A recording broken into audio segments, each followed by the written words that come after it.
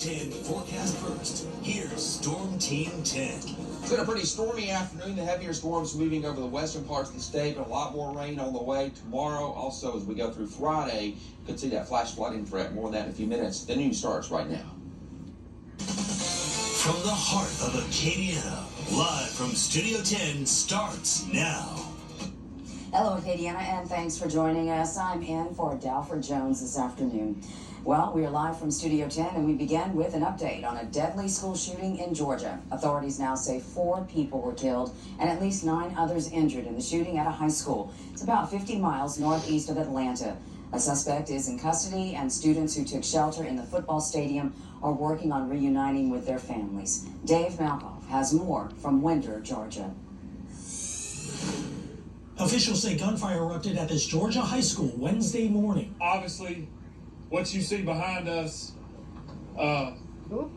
is an evil thing today. At about 9:30 this morning, we received the first call that there was an active shooter on this campus. We have multiple injuries. This is a very fluid investigation. It's very early. The Barrow County Sheriff's Office says a suspect was taken into custody after gun violence at Appalachia High School. The great part of getting a shooter in custody is that the danger is abated, and you can have a more methodical, sort of thoughtful and slowed down process of collecting evidence.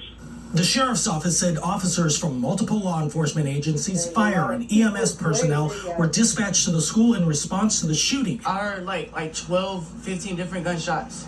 It was like boom, boom. Like the gunshots were so close to me, like my ears started ringing real bad. Like the whole classroom was smoking. I was in class and we heard shots. The teacher ran, slammed the door, made us all go in the corner. The FBI's Atlanta office says agents are on the scene and supporting local law enforcement. During the chaos, the school with about 1,900 students was placed on lockdown. They later evacuated to the school's football field and were cleared to reunite with their families. Georgia Governor Brian Kemp says he directed all available state resources to respond to the incident. Dave Malkoff, CBS News, Winder, Georgia. Back here at home, 2 UL Lafayette students were struck by a UL transport bus this morning. News 10's Lainey Miller is live on UL's campus, showing us where it happened. Lainey. I'm at the intersection of Girard Park Circle and East St. Mary Boulevard, where around 9:30 this morning, a UL bus struck 2 students. The 2 students were hit as the bus was turning left onto East St. Mary, and campus police say that the students were transported to a local hospital with mild to moderate injuries.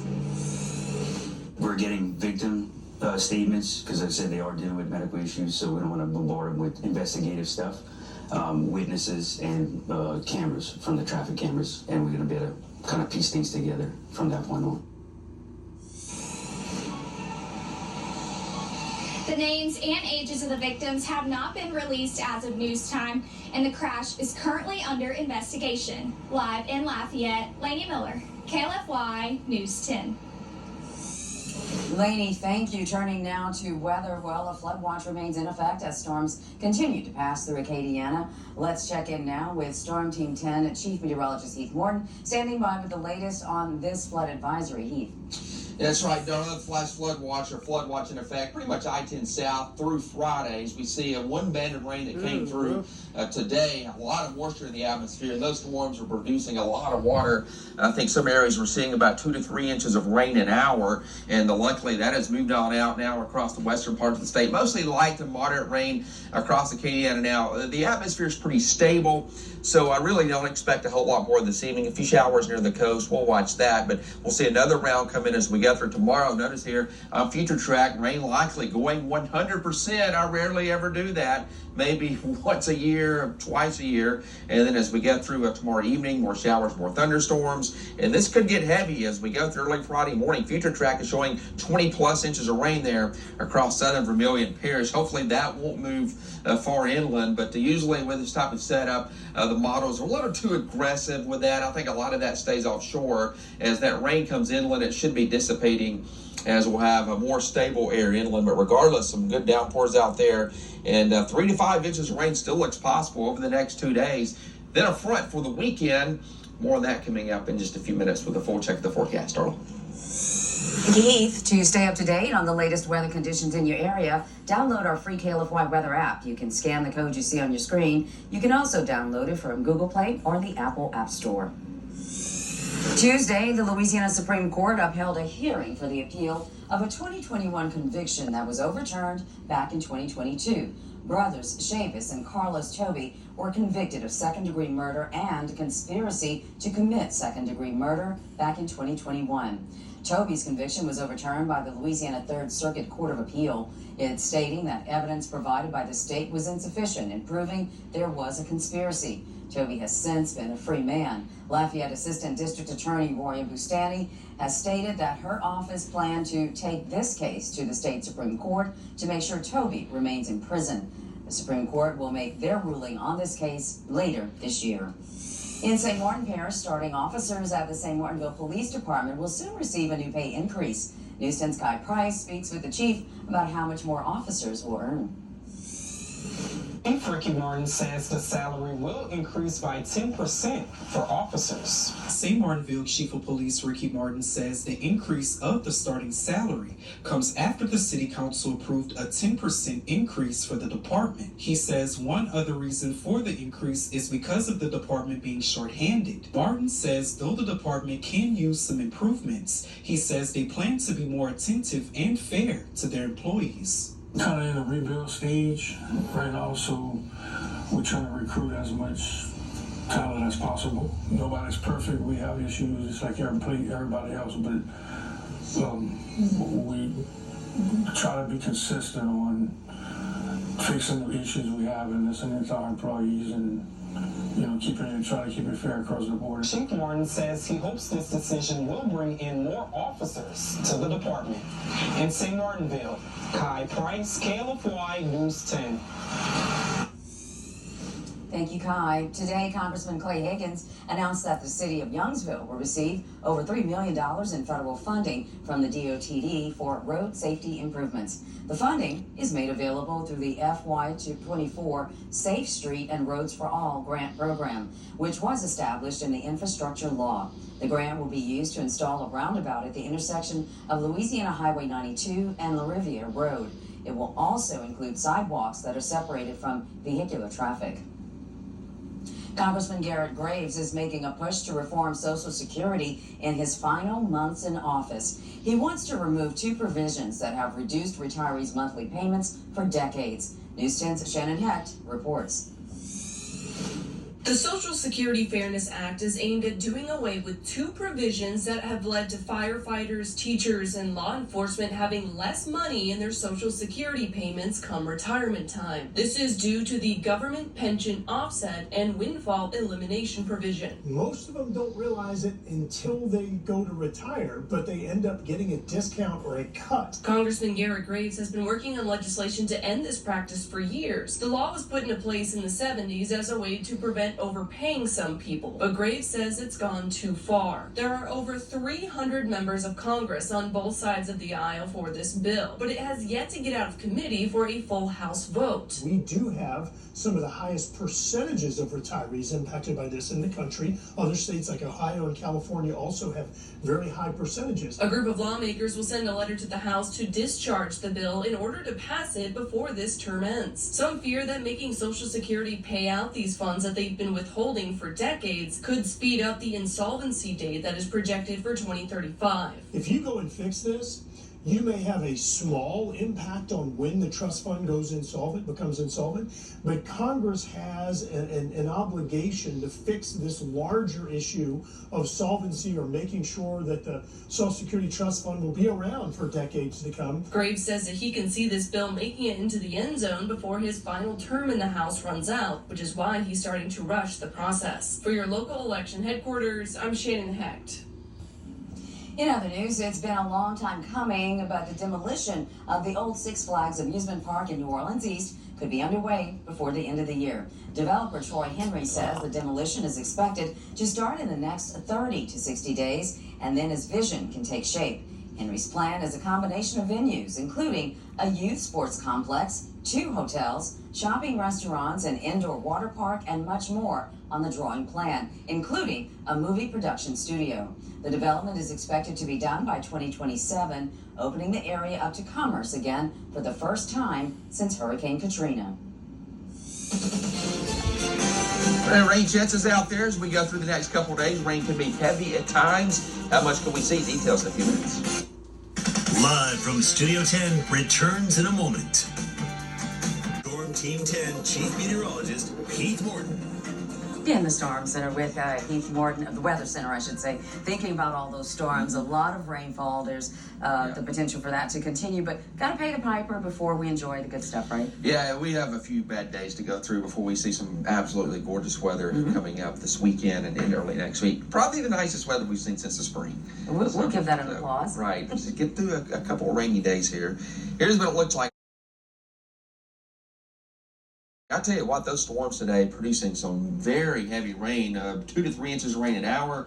I know in my neighborhood the ditches were full within about 15 minutes. So that's the way it is when you have a lot of deep tropical moisture. You get a lot of rain in a short period of time. Here's what it looks like. Nothing too heavy there as we look at our Skyton weather cam, Vansland Downs, Opelousas, but some light rain still falling as we see gray skies, and we've really cooled off with temperatures now mostly in the 70s. All the heavier rain is moving over toward Texas. Now everything today was moving from east to west. That's pretty typical with a tropical-like air mass and a tropical system. We do have this area of low pressure that's going to try to develop down here in the Gulf of Mexico, but chances of any kind of development look rather slim down in here. It's mostly upper level energy, but it could form and move near the coast, and we have a trough of low pressure that's going to come in from the north. You combine that with deep tropical moisture, you can get some really heavy rain, and that's what we're looking at over the next 2 days. 79 degrees, feels like temperature 83. We'll definitely take that cooler air. We have a 78 in New Iberia, 78 in Abbeville, up the road, Alexandria 80, Shreveport still at 90, and they haven't seen the rain quite yet. Here's future track. Not a lot tonight, but as we get through 6:30, most of the heavy rain offshore, that starts coming inland as we go through the day. It's kind of one of those setups in which I think the rain will be pretty heavy offshore. It'll be pretty heavy near the coast, and as it moves inland, it will weaken some as it moves into better stability. The instability mostly will be offshore, but this is a little concerning here as we see some very heavy rain setting up over Vermilion Parish, Iberia Parish.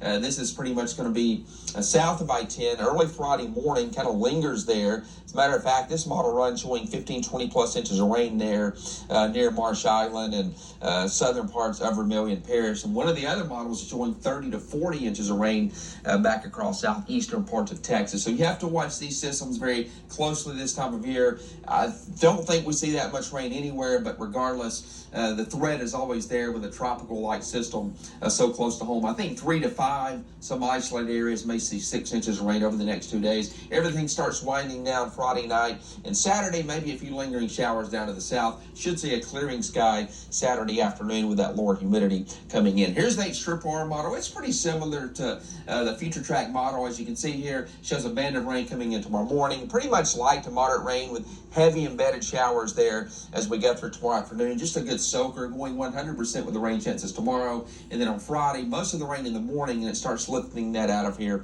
as we get through Friday evening. Flash flooding potential tomorrow, all of Acadiana in that slight risk. This is a level 2 risk, and pretty much the same thing for Friday, although mostly the eastern and southern parts of Acadiana in that as the heavier rain should start moving off to the east, but still definitely some heavy rains coming up over the next 2 days. Still watching the tropics. This area and this area in the Caribbean, this is the main concern right now, although tropical models really don't develop this over the next couple days. Hurricane centers bump this down to 30%, but what may happen, we may see an area, a weak area of low pressure or disturbance move into the southern Gulf and then strengthen and move north. So we'll keep our eye on that over the next 10 days. Showers tonight, warm 75. Rain chances 30% overnight. We'll go 100% tomorrow. Highs around 82. East-southeasterly winds at about 5 to 10. And then the next 7 days, once we get past this nasty weather, gorgeous weather for the weekend and next week. Look at those lows, lower 60s Sunday night and Monday night. One more coming up in a few minutes. Download the KLFY News 10 weather app. Stay connected today. Experience and dedication to work hard on your behalf. If you've been seriously injured, call City and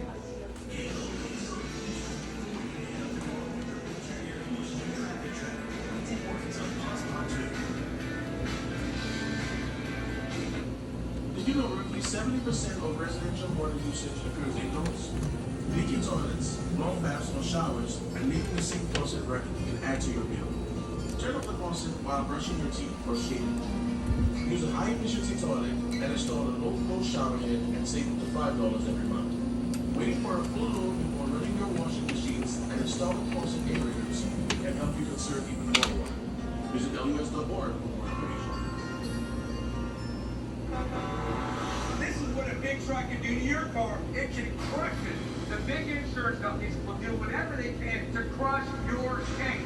Don't let the big insurance companies crush your case. Just call me. Get it done. For the future of their downtown. Opelousas is one of only 24 communities in the state to be called an accredited Main Street America program in 2024. Opening up the door to continue your mission of downtown revitalization. All these partners are really coming together. We're seeing them come together even more to really tackle downtown revitalization efforts. Accredited Main Street program means the city has met the performance standards regarding preservation-based economic development and community revitalization in Main Street and Main Street America on a national level.